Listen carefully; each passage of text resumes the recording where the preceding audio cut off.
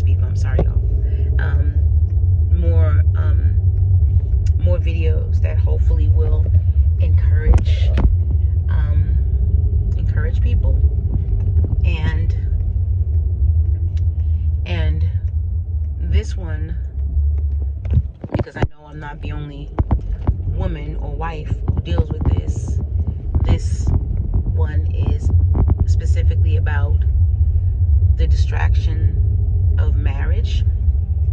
And I know that sounds pretty negative, and I don't necessarily mean it in a negative way, but so for me, just for anyone who doesn't know me, I am a married mom of 5.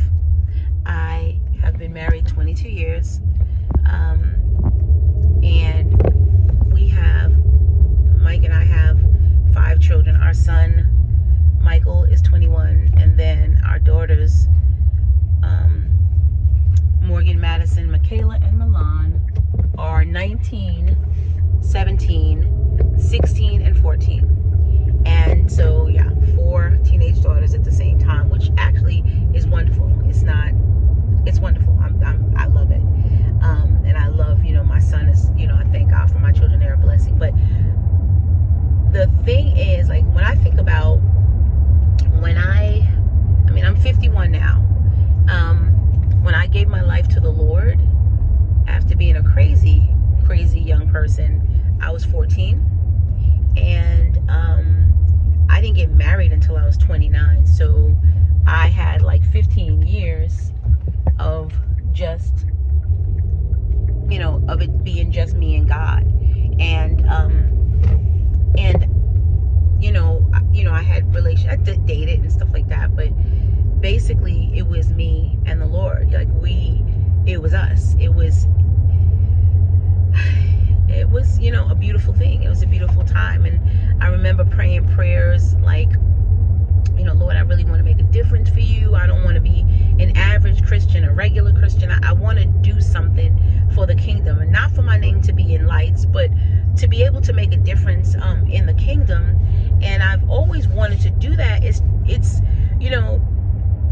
I did, God did bless me to be able to do certain things, before I was married, and ministry and foreign missions trips and all that. And going to the jail and going to the nursing home and doing missionary work and that.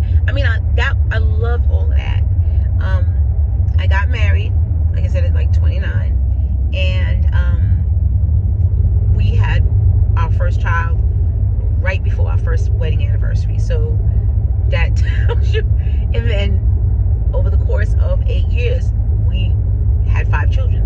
So of course it was always something going on, always busy, this and that and the other with the kids and school and all of that. And of course, in the meantime, my husband and myself, marriage of course has its ups and its downs, and sometimes we were, really having challenges. And the thing is that my husband and I came to a place where we really started going through some serious changes in our marriage. And those really serious changes started more than 10 years ago. And I found, some things you don't have any control over. Some things, like if someone's ill, or if there's financial challenges, loss of income, loss of jobs, things like that kind of, cause things to kind of spiral out of control. And, some things you don't have control over. You do the best that you can, but you really can't. There may be things that you really cannot fix. But in the midst of all those things, God teaches you things. But to be honest, I really struggled because I felt like I'm supposed to be doing something else. I don't feel like I'm doing enough. I don't feel like I'm making enough of a difference. I don't feel like I'm doing enough for the Lord. I struggled with that. And, even with the things going on, my kids, you have things that you go through with your kids, and the peer pressure, the bullying, all that stuff. You go through different things with your kids. But when it comes to marriage, there's just something about marriage that really, it's like my pastor says, it's like, who better to press your buttons than the person you're married to? Like, Mike is the one who can get to me the most, as I'm sure I'm the one who gets to him the most. But the thing is that,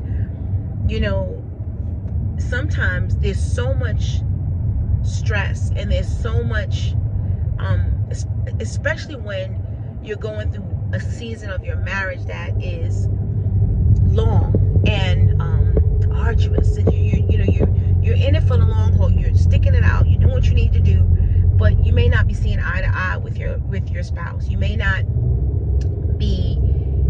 feel like you're being heard. They may not feel like you're hearing them. And like for us in our marriage, this last, honestly, it's like I said, it's been over 10 years. It's been so difficult, and I feel like I've been distracted. I have been distracted. I've been very upset and very hurt and very angry at times, and I fight so hard because I don't want to have any kind of resentment in my heart. I don't want to, look at my husband with contempt. I don't want any of that. But I'm not going to tell you it's been easy. It's been difficult. And, as far as like wanting to do something for the Lord, I've been on the praise team, and I mean, now the coronavirus is going on, it's a whole different ball game. But I mean, I've worked in the church, and I've been doing that consistently for years, which I love. But I often feel like I'm so distracted. Like, I feel like I'm distracted by the stuff, especially the stuff that's going on in my marriage. Like, and sometimes I feel guilty that my mind is so focused on this stuff. And the thing is, God ordained marriage. And my husband and I, when we got married, when we met, we were both believers. We were both serious about our walks with Christ. I don't think either one of us ever expected that we would go through such a valley, such a long valley. I don't think either of us ever expected that to be the case, but that's what it's been. It's been difficult. And sometimes I get angry because I don't want to be distracted. I want to hear what God says, and I want to do what he says, and I want to be focused on what he wants me to be focused on. And sometimes my marriage is like such a huge distraction, and it's because of the painful parts of it. It's because of the painful parts of it. And so I am, having to go back and say, okay, God, what do you say? Let me hear you.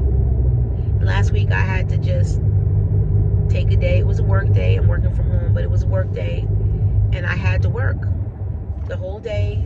But during that time,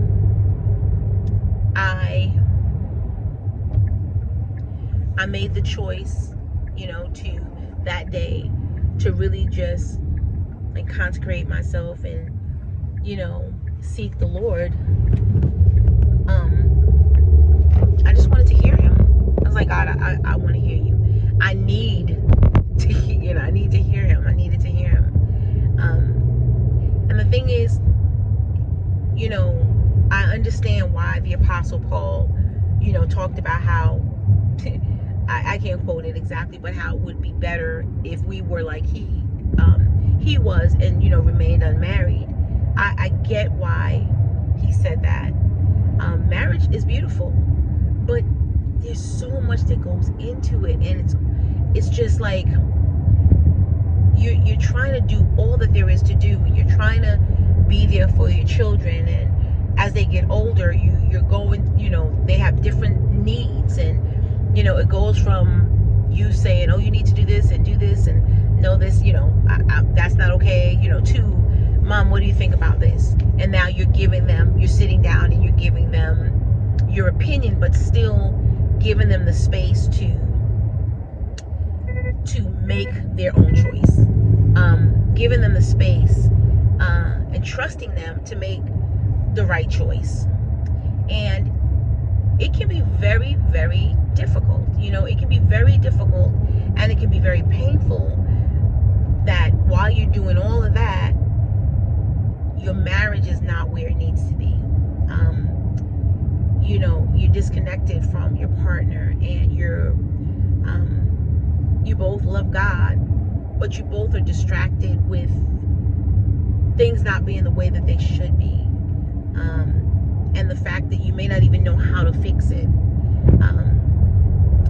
It's painful, it's difficult, it's hard. I can't even say, it's hard. It can be really, really hard, and it's been such a distraction to me, and I really struggle sometimes with just like, God, please, help me to hear you in the midst of, especially the distraction of marriage, or marriage that's not the way that it should be at this point. Please help me to focus and be able to see what you're saying. And that day last week, I want to say it was like Thursday, when I really just focused and listened to God. It's like he was so clear, and he dealt with me about from the scripture that talks about how we need to have our speech seasoned, always seasoned with our speech should be gracious and pleasant. And he really dealt with me about me, and dealt with me about my response, my tone. And it's interesting because in the 22 years that I've been married, I've never called my husband out of his name. I don't tear him down. I don't, do these horrible things to him. I really don't do that. But the Lord really had to show me that sometimes, Michelle, your tone, sometimes you're not soft, you are defensive.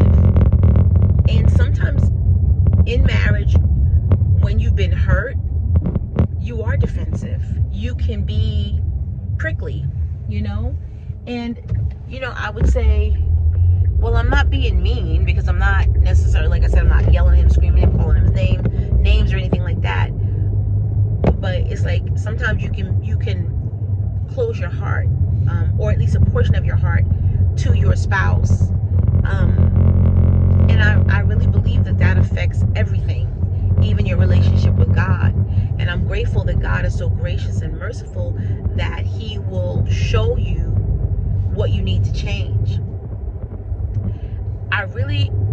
I said this so many times.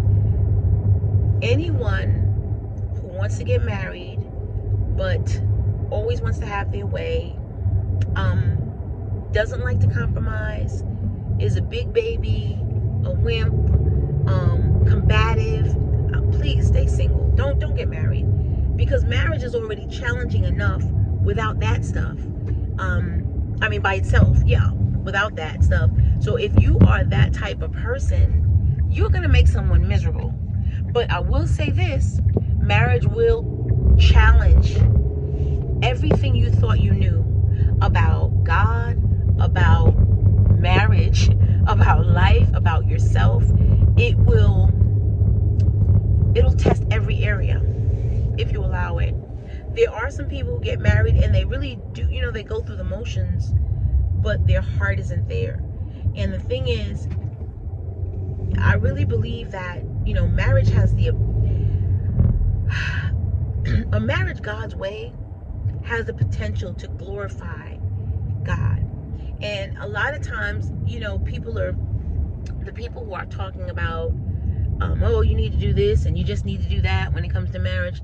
A lot of times those are the people who haven't been married but like a hot minute. But once you've gone through all the ups and downs of marriage, once you've been married for any real length of time, you realize that every day is not sunshine and lollipops. Sometimes you go through years that that feels like a low, a low, and you're really kind of just robotically moving through things, especially when you've had some really serious life altering situations like we have. We've been through a lot. We've had loss of, we've had health issues. We've had, loss of jobs, loss of homes, loss of vehicles, family drama.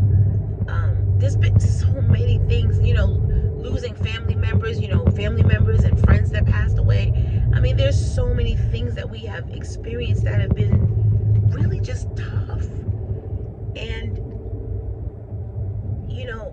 I think at the end of the day, although marriage is a distraction, it also has the potential to show you a side, well, not really a side, but show you God on another level. It has the potential to really help you see who God is and how God can move in situations and move in your marriage. Please don't get married expecting that you'll never have trouble or you'll never contemplate separating. Don't get married and think that. You don't plan on it, you don't want it, but life and situations can just throw you for a loop to the point where you can feel like, Dad, why did I do this? And why did I ever do this? And it has nothing to do with love, but sometimes you just want the pain to stop. You want to stop being in pain.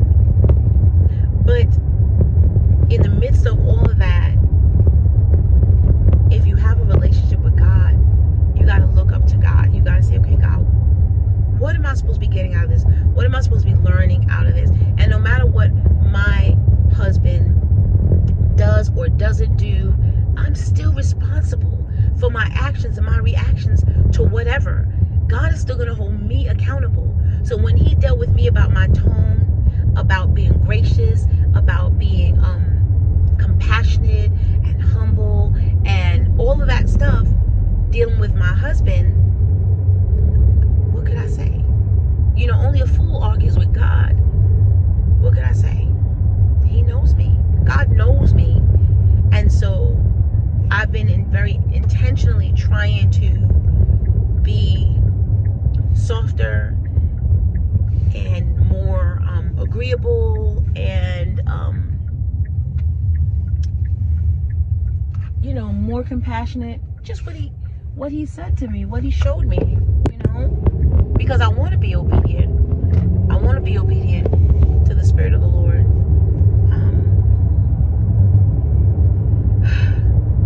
Marriage is a distraction.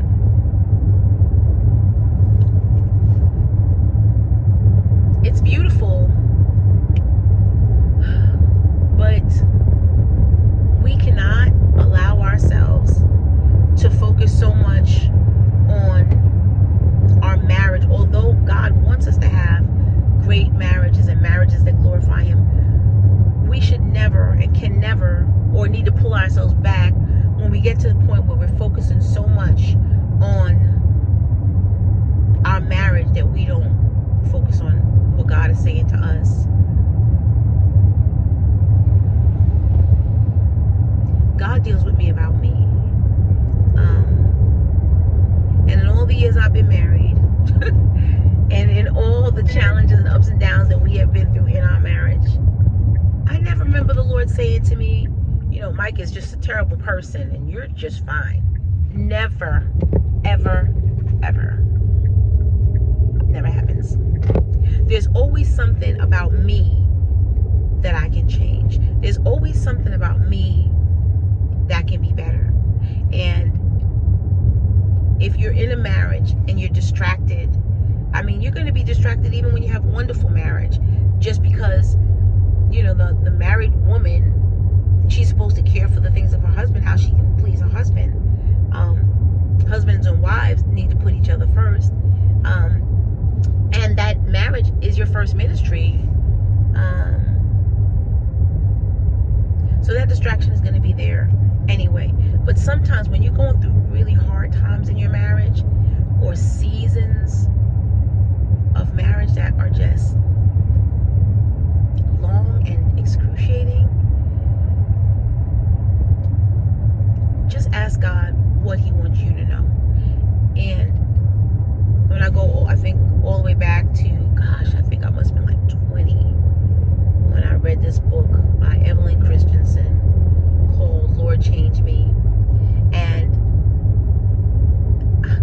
thank you, Lord. I'm reminded about that book right now, because that really needs to be the cry of my heart. Lord, change me. Does my husband have some things that I think would be great for him to change? Absolutely. But I do too. So if I'm focusing and completely distracted with everything that's going on with him and everything he needs to change, then I am probably not going to hear what God is telling me I need to change. And so I want to encourage you that if you're feeling like I don't know what to do, my whole my whole load of thoughts is just about my marriage and what's not right, and why isn't he doing this, or why isn't she doing that. I just want to encourage you to really, really, really focus on God, to hear him, to see what he's saying, because sometimes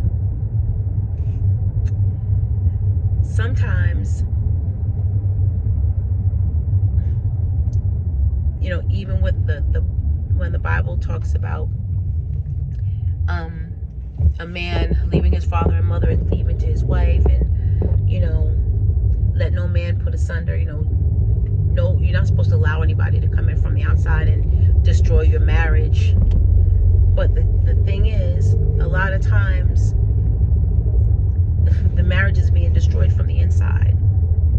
The marriage is being destroyed by people who are selfish and people who are only concerned with being heard and not really being understood. I think the distraction of marriage that's just inevitable. It's going to be a distraction when it comes to ministry and so forth. You got to find balance when it comes to doing what the Lord, what you want to do for the kingdom and what God has led you to do. God is going to allow you and help you to balance things out.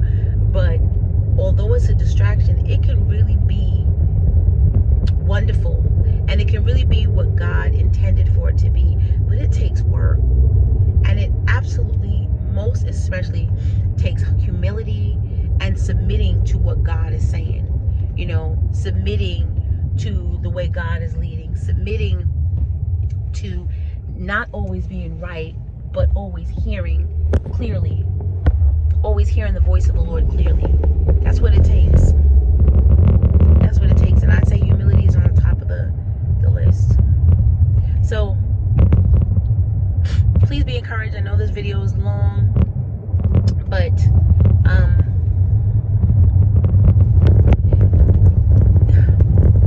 be encouraged and know that if you are not married, you can have a wonderful marriage, but be okay with the ups and downs of marriage, and know that if you keep your eyes focused on God, if you really, really keep your focus on the Lord, you can, even when you have the rough times, if both of you are focused on the Lord, you can have a beautiful marriage and you can come back together.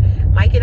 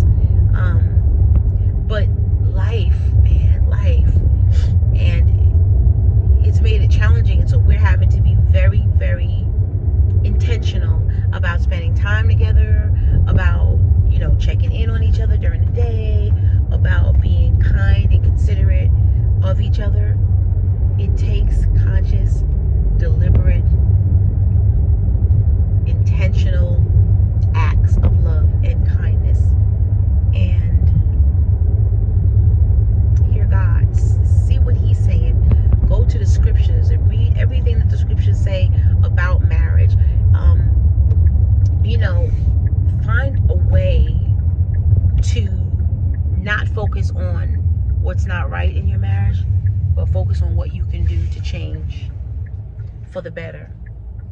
Not on your partner, but on yourself. Not on your partner, but on yourself. Anyway, I hope to be able to make another video pretty soon, and